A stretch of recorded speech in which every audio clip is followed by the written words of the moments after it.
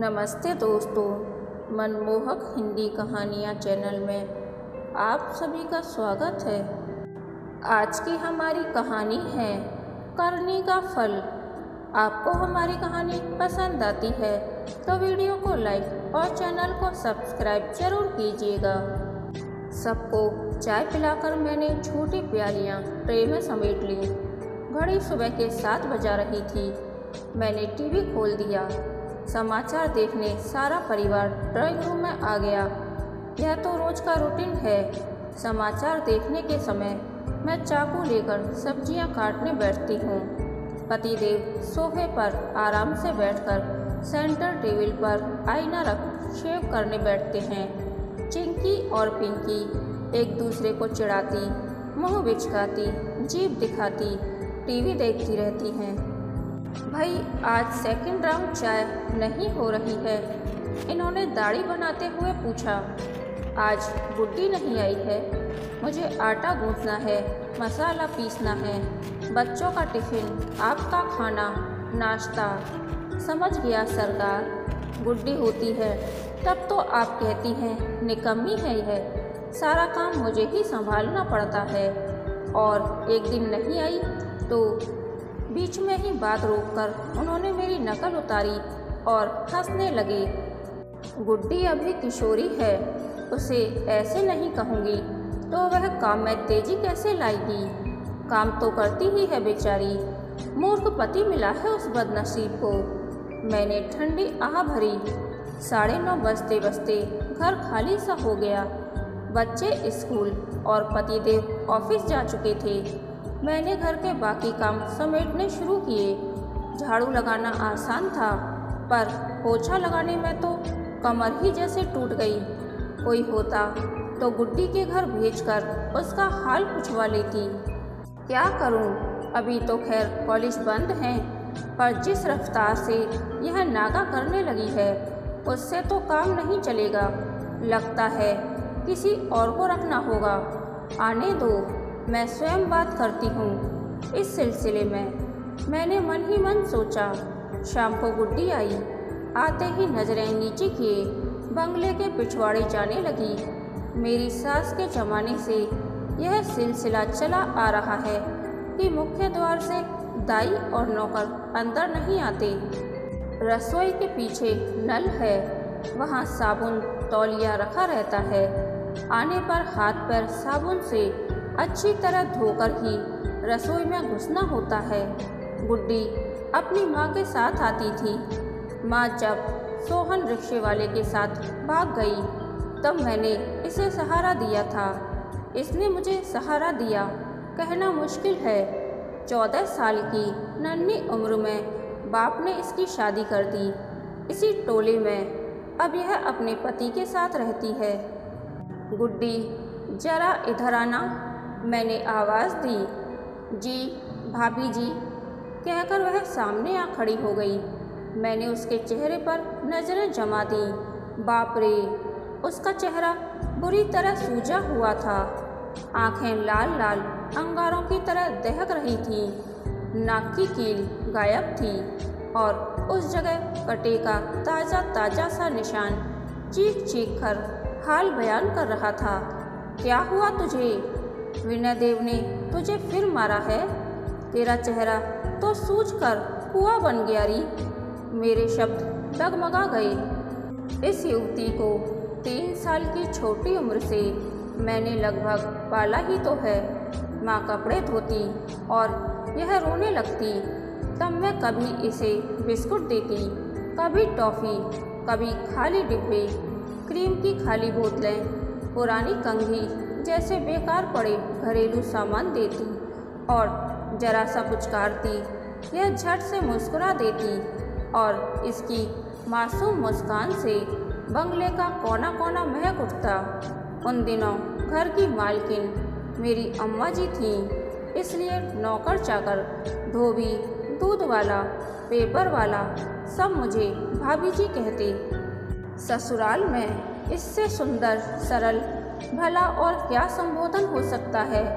माँ से सुन सुनकर यह भी भाभी जी ही कहने लगी थी। मैंने गुड्डी की थोड़ी ऊपर उठाई। मेरे हाथों को पकड़कर वह फफक फफक कर रो पड़ी।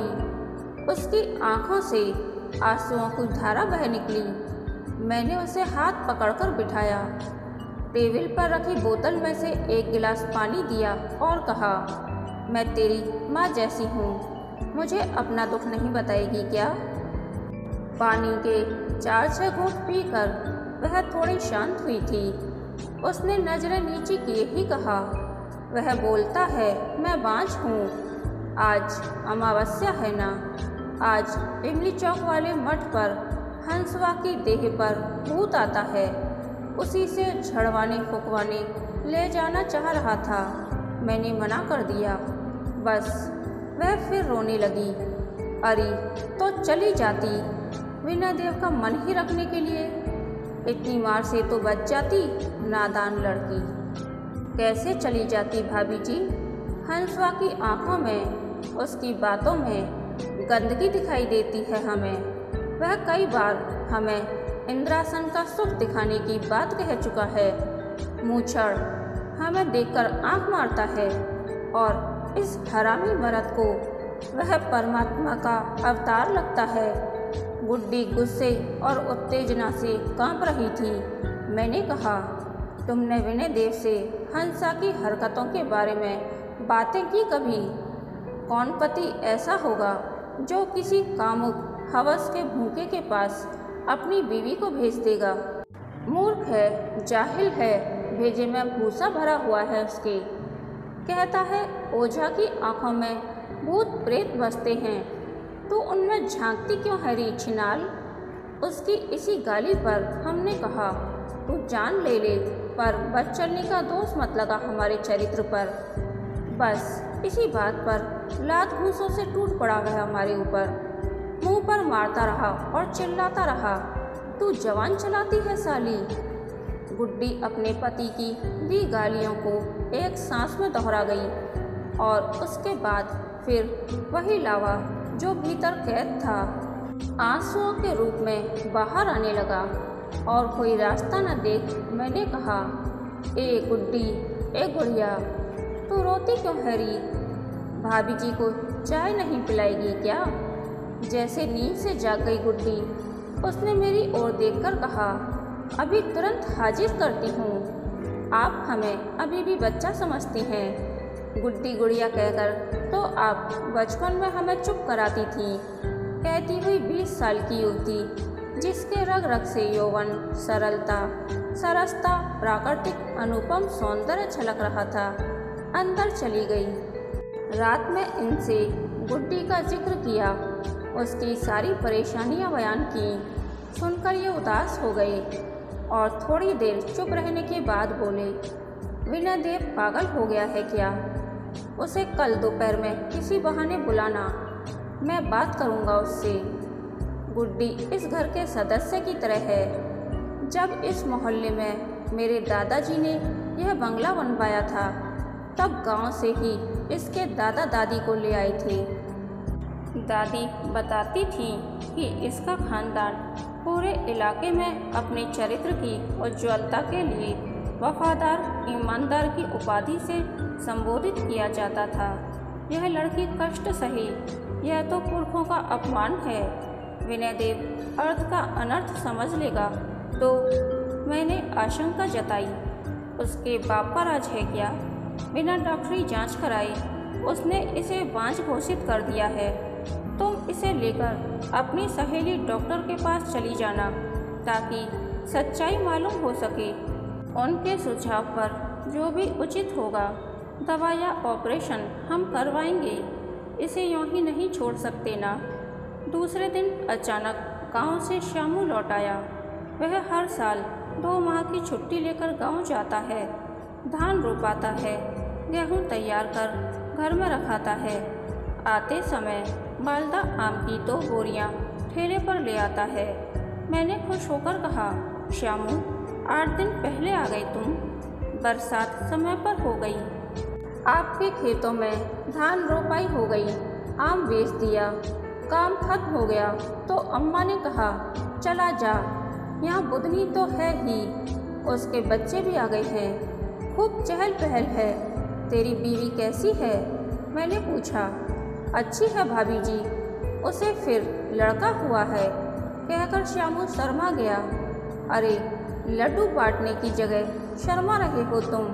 बहुत बहुत बधाई हो श्यामू, तुम 2 बेटों के बाप बन गए 3 साल में ही। मैं स्वयं ही यह कहकर मुस्कुराने लगी। अम्मा ने कहा है इस साल आप मेरा ऑपरेशन करवा दें। श्यामू गमछे से मुंह पोंछने का बहाना कर शर्माता हुआ अंदर चला गया। 25-26 साल का श्यामू मन से 10 साल का बालक है, बिल्कुल भोला भाला सीधा सादा। श्यामू को भेजकर विनय देव को बुलवाया। वह आ गया तो इन्होंने कहा, विनय देव क्या हालचाल है? ठीक हैं वकील साहब, उसने कहा।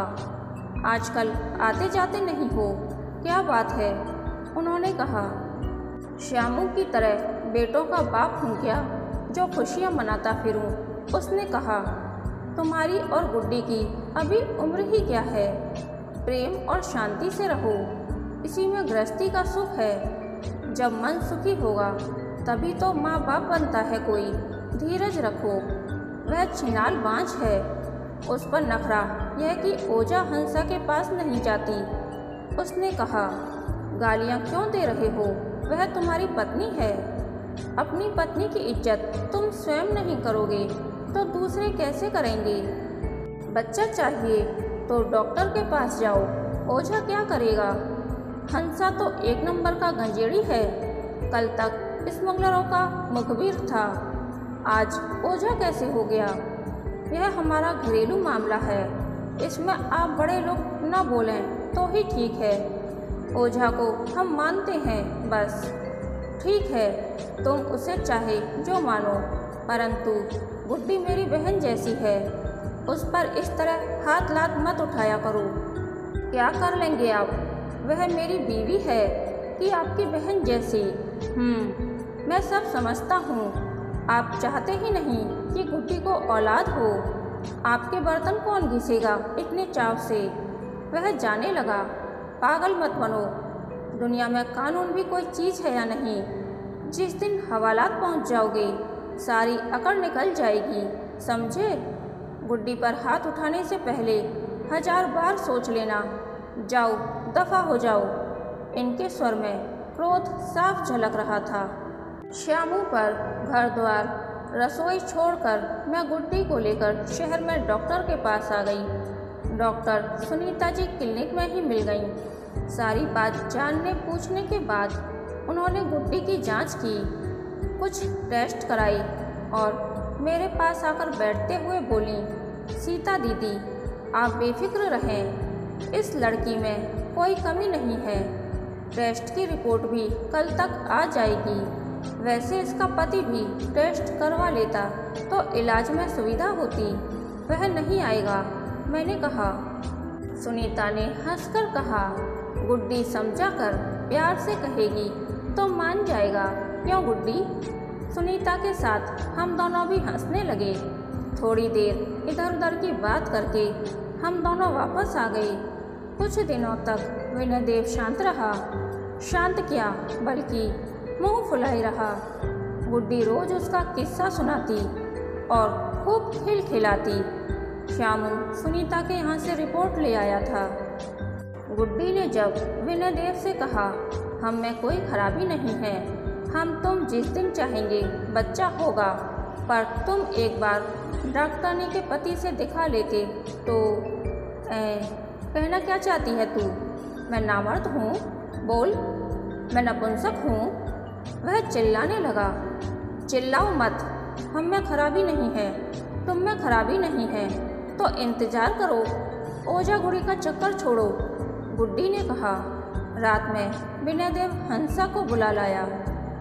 गुड्डी से कहा, बढ़िया सी कलेजी भून दे, 1 लोटा ठंडा पानी, 2 गिलास रख यहाँ, और भाभी जी के यहाँ से बर्फ़ ले आ जाकर। तुम भैया जी से झगड़ा करते रहो और हम बर्फ़। उसने बच्चों की तरह ठुनक कर कहा, अरे वो तो नशे में भूल गया था, उनका 20,000 रुपया लगा है हमारी बीमारी में, कौन देता बिना सूद के इतने पैसे? तेरे तो वह सगे भाई थे पिछले जन्म के। जाकर बर्फ ले आ। गुड्डी ने आकर मुझसे सारा किस्सा कहा और अपनी स्वाभाविक हंसी हंसने लगी। मैंने कहा, तू बहुत प्यार करती है विनय देव से, है ना? हाँ भाभी जी, हम यह भी जानते हैं कि वह कभी बाप नहीं बन पाएगा। बचपन में ताड़ के पेड़ से गिर गया था ना। कल उसकी बड़ी बहन मीठनपुरा बाजार में मिली थी, बताकर रोने लगी। बोली, डॉक्टर टीके झा ने कहा था विनय देव कभी बाप नहीं बनेगा। पर हम हर हाल में उसके साथ खुश हैं भाभी जी। बच्चा नहीं हुआ तो क्या, आपके बच्चे हैं, मेरी ननद के बच्चे हैं। उसका स्वर छल छला उठा। बर्फ़ के साथ थोड़ा प्याज, टमाटर, नींबू भी लेती जाना। विनय देव अक्सर मंगवाता था। आज झिझक से नहीं बोला होगा। मैंने गुड्डी के कंधे पर हाथ रखते हुए कहा। सामान लेकर गुड्डी चली गई। सुबह आई तो सुस्त सुस्त सी लगी। मैंने सोचा थकी होगी। बेचारी बर्तन घिसने बैठी तो थोड़ी देर बाद सिर पकड़कर बोली, श्यामू भैया एक प्याली चाय पिला दो, सिर बहुत भारी है। क्या सिर दर्द है? मैंने पूछा। ना, ऐसे ही। उसके शब्द लड़खड़ा रहे थे। मुझे बड़ा अजीब लगा। गुड्डी जरूर कुछ छिपा रही है। मैंने श्यामू से कहा, श्यामू तुम बर्तन धो लो और उसे चाय पीने के बाद मेरे पास भेज दो। 10 मिनट बाद गुड्डी आकर कमरे में खड़ी हुई। मैंने कहा, क्या बात है? आंखें आज फिर लाल हैं। क्या फिर मारा विनय देव ने? मारता तो दुख नहीं होता, पर मुझे धोखे से नशा करवाकर जाने क्या किया कराया है उसने। क्या किया है? खुलकर बताओ, तभी तो समझूंगी। भाभी जी, भैया का शरीर, उनके शरीर की गंध, उनके प्यार करने का तरीका सब आपको मालूम है ना। आंखें बंद हों या खुली, उन्हें तो आप कैसे भी पहचान ही लेंगी ना। गुड्डी ने सवाल के बदले सवाल किया। हाँ बिल्कुल, अपने पति को तो अंधी स्त्री भी पहचानती है। बस यही हमारा दुख है भाभी जी। हमें लगता है रात में मेरे साथ वह खुद नहीं, हंसवा सोया था, पर वह बोलता है। यह हमारा भ्रम है, शक है, सच्चाई नहीं। पर हमें पूरा विश्वास है भाभी जी। रात में हमारी इज्जत, हमारी आबरू इस हरामी ने बेच दी। 1 किलो कलेजी और 1 बोतल शराब के वास्ते। हम तो अपनी नज़र में ही गिर गए हैं भाभी जी। गुड्डी बिलक बिलक कर रोने लगी। मैंने उसे तसल्ली देते हुए कहा, देख गुड्डी, कत्ल भी अनजाने में, बेहोशी में या पागलपन में होता है तो कानून उसे कत्ल नहीं मानता, फांसी नहीं देता। जब तू ठीक ठीक जानती ही नहीं कि क्या हुआ, कैसे हुआ, तो इतना विलाप क्या उचित है? तूने तो धर्म नहीं छोड़ा। तू तो नहीं गई ना किसी के पास, फिर अपने को अपराधी क्यों मानती है? मैंने समझा बुझाकर उसे सामान्य बनाने की पूरी कोशिश की और वह जाते समय तक सामान्य दिखने भी लगी थी। 2 दिन यूं ही बीत गए। इस घटना की चर्चा मैंने गुड्डी का वहम समझकर किसी से नहीं की। पता नहीं क्यों मेरा मन इसे सत्य मानने को तैयार नहीं था। विनय देव इतना पतित नहीं हो सकता। यह बेचारी जाए तो कहाँ जाए? बाप 2 साल पहले ही मर चुका है। एक भाई है जो 7-8 साल से बाहर है, कौन जाने जीवित भी है या नहीं। माँ जो भागी तो आज तक पता नहीं चला वह पृथ्वी के किस कोने में समा गई। सुबह सुबह श्यामू ने कहा, रात 2-7 टोले से गुड्डी के चीखने चिल्लाने की आवाज़ आ रही थी। जरा जाकर देख आता हूँ। आया तो कुछ उदास परेशान सा था। बोला, गुड्डी थोड़ी देर बाद खुद आएगी, पर उसके घर का हाल बेहाल था। कल विनय देव का सिर फोड़ दिया है गुड्डी ने। गुड्डी के घुटने एवं गर्दन में बहुत चोट है। गुड्डी दोपहर में आई और उसने बिना किसी भूमिका के कहा, हमारा शक सही था भाभी जी। कल रात वो झाड़ने का बहाना कर उसने हंसा को बुलवाया। मुझे जो दवा दी उसे मैंने नज़रें बचाकर नीचे गिरा दिया। 2 दिन मैं इस पापी की दवा के शक में जी चुकी थी। मैंने सोचा तीसरी बार बेहोशी में इज्जत नहीं लुटाऊंगी, जो होगा जान लूँ समझ लूँ।